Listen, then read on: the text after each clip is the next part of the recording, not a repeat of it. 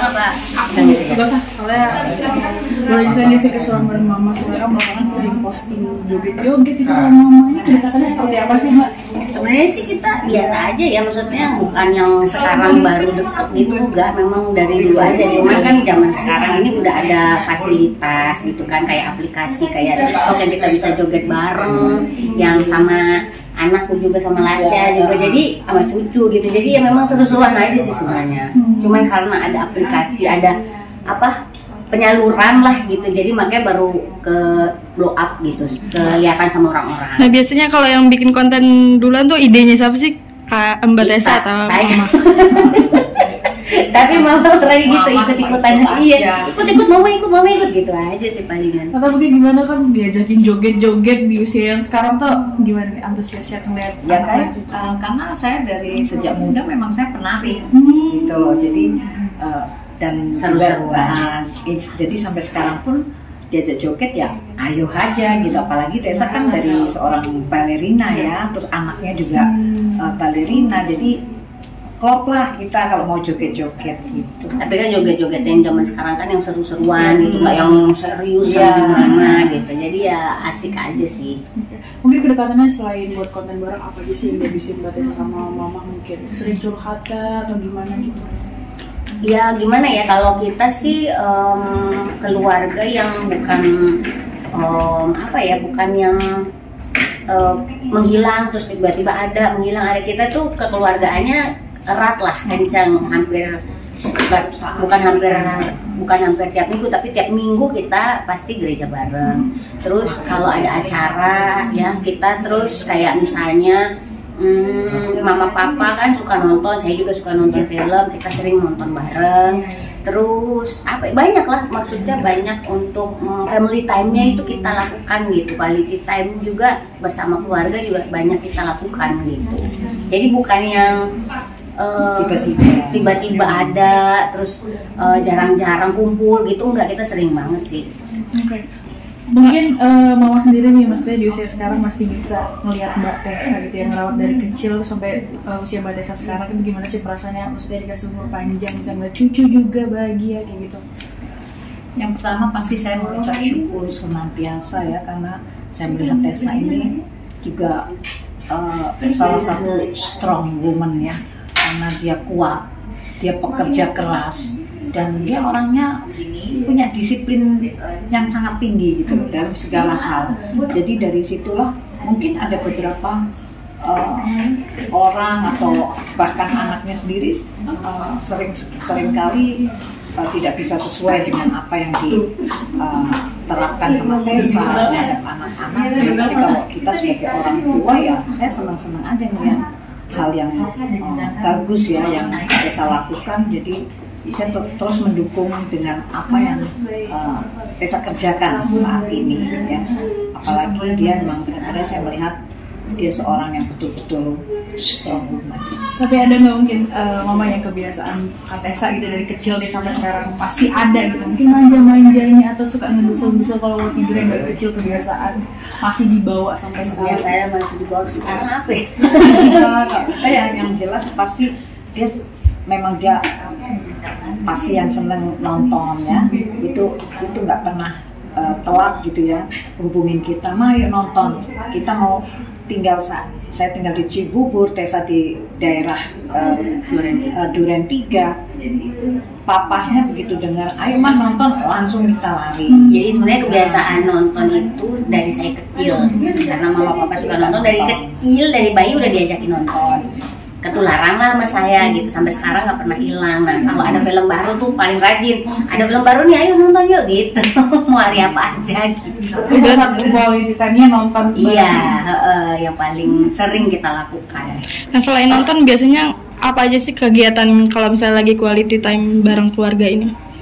Makan bareng, karena di dalam makan bareng itu kita bisa ngobrol, kita bisa cerita-cerita. Terus kayak misalnya ada acara-acara, sekarang anak saya kan suka ada acara-acara, misalnya ada show dance atau ada Natalan di sekolah atau apa ya, macam-macam ya. Itu biasanya kita keluarga pasti ngumpul, mama papa pasti datang untuk support cucunya gitu. Mungkin Tante, Mbak Tessa sering gak sih masih minta arahan, nasihat meskipun udah punya keluarga sendiri, udah punya tujuan hidup sendiri gitu, masih suka gak sih? Karena kan masih ada mama kayak gitu, suka minta Ya nasihat.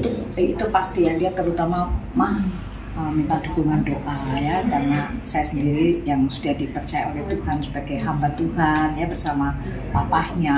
Jadi dia mungkin sebelum itu apa yang dia hadapi belum sampai keluar ke teman-temannya atau ke sahabatnya, dia tentu pasti nomor satu ke kita dulu. Jadi tentu saya bawa dalam doa. Jadi itu aja yang dia minta dari kita, dukungan doa, tidak lebih dari itu. Berarti Mbak Tessa sendiri sering curhat ke mama ya tentang apa yang dilaluin? Ya curhat sih nggak sering ya, karena kalau sekarang ini ya nggak terlalu banyak lah. Kalau misalnya masalah yang kan dulu kan masalah keluarga gitu ya, kan sekarang kan saya nggak punya suami gitu kan, paling ya anak. Kalau anak ada apa-apa misalkan lagi ya lah kemarin ya lagi ada proses beranjak remaja, itu lagi ada masanya anak-anak saya itu yang kayak susah dikasih tahu, yang sampai saya berontak, kayak saya ngeyel, saya tuh sampai gimana sih caranya untuk sabar gitu ya, itu bisa curhat. Nah kalau masalah kerjaan kebanyakan sih nggak curhat ke mama, curhat ke manajer, karena memang kita diskusi beda ya, apa arah pembicaraannya yang kayak gitu sih. Nah kan mama dan Mbak Tessa kan punya permasalahan di rumah tangga tuh yang hampir sama mungkin ya. Nah itu gimana sih cara kalian tuh saling menguatkan gitu untuk melalui masalah itu? Kalau dulu waktu mama kan karena saya masih kecil ya, jadi saya sebenarnya nggak bisa nguatin. Justru saya ngelihat dari sisi anak, di mana mama saya disiksa terus sama papa saya sebagai anak pun nggak kuat gitu ya, sebenarnya nggak kuat gitu, kayak nggak enak banget di rumah tuh denger mama papa tuh berantem terus, berantemnya tuh yang parah gitu ya, karena kan KDRT, teriak-teriakan, semua barang pecah, wah udah macem-macem. Kalau saya sebagai anak dulu saya nggak bisa nguatin mama saya, justru saya suruh mama saya cerai sebenarnya dari dulu, tapi mama saya nggak mau gitu. Nah sampai akhirnya bisa ngelewatin semua permasalahan sampai sekarang. Nah kalau di saya beda ceritanya. Kalau di saya ini kondisinya mama memang menguatkan saya, makanya kenapa saya bisa bertahan dalam pernikahan 8 tahun. Itu sebenarnya kita bisa melalui itu karena dikuatkan sama mama papa, sama orang sekitar gitu ya, keluarga segala macam. Tapi permasalahan saya dan mama papa beda sih ya. Beda, ini masalah iman kalau saya kan, masalah iman, keyakinan. Dan kalau mama papa kan masalahnya memang ya yang seperti diceritakan itu gitu. Jadi kita kalau mama ya bisa tetap menguatkan saya karena sebagai orang tua ya, tapi kalau saya waktu kecil sih nggak nguatin mama sebenarnya, tapi mama kuat sendiri. Mungkin boleh diceritain nggak sih Mbak contoh penguatan dari mama tuh gimana? Apakah kata-kata atau bagaimana? Semua doa, kata-kata, dan kita kan menikah secara Kristen itu kan selalu diterapkan bahwa yang namanya menikah sekali seumur hidup. Apa yang dipersatukan Tuhan tidak bisa dipisahkan oleh manusia, dan hanya maut yang memisahkan. Nah itu sebenarnya pegangan kita gitu ya, tapi ya seiring berjalan waktu permasalahan saya sama mama itu memang beda sekali karena masalah keyakinan itu sih sebenarnya. Jadi sampai saya mau pisah pun saya tetap konsultasi sama mama papa, sama pendeta waktu itu ya, sama gembala, pokoknya banyak sekali pihak yang saya diskusi gitu sampai akhirnya saya bisa pisah gitu. Nah kan mama sendiri juga melalui rumah tangga itu nggak mudah ya. Nah itu mama tuh kuatnya tuh gimana sih, masa menguatkan diri sendiri itu gimana? Yang pertama gini ya, saya betul-betul menyerahkan semuanya itu kepada Tuhan. Saya percaya bahwa saya memiliki Tuhan itu yang hidup gitu ya, memiliki Allah yang hidup. Jadi saya selalu nggak bisa berdiskusi dengan siapapun, dan saya nggak percaya sama siapapun kecuali sama Tuhan pada waktu itu. Jadi karena saya berpikir begini, tidak ada seorang pun yang bisa merubah seseorang, ya. Seperti saya mau merubah seorang Arthur Kaunan sebagai suami sesuai dengan apa yang saya inginkan, tetapi itu saya belajar untuk bahwa yang bisa merubah dia menjadi kembali baik sebagai seorang suami gitu ya, yang bertanggung jawab kepada keluarga, itu hanya Tuhan. Jadi saya kembalikan kepada Sang Penciptanya, karena yang bisa merubah seseorang, ya, dalam hal ini sebagai merubah suami saya, ya hanya Tuhan. Maka saya pada waktu di dalam keterpurukan yang begitu panjang, ya, saya benar-benar mengalami the long suffering, ya, penderitaan yang begitu panjang. Tidak ada jalan lain kecuali saya hanya menghampiri tahta kasih karunia Tuhan dengan saya berdoa, mohon kiranya Tuhan saja yang menyelamatkan suami saya, papa dari anak-anak. Dan ketika saya terus belajar bertahan, ya, di dalam situasi dan kondisi apapun, artinya di dalam pencobaan, ya, maka sekarang saya benar-benar menerima apa yang Tuhan janjikan kepada saya, itu sebuah mahkota kehidupan, di mana ketika Tuhan melihat saya bisa bertahan dan saya diberikan itu yang namanya mahkota kehidupan, saya mengalami bagaimana Arthur dikembalikan kepada saya, ya, kepada keluarga, dan kami semua mengalami apa yang menjadi janjinya Tuhan. Kita semua satu keluarga dipulihkan.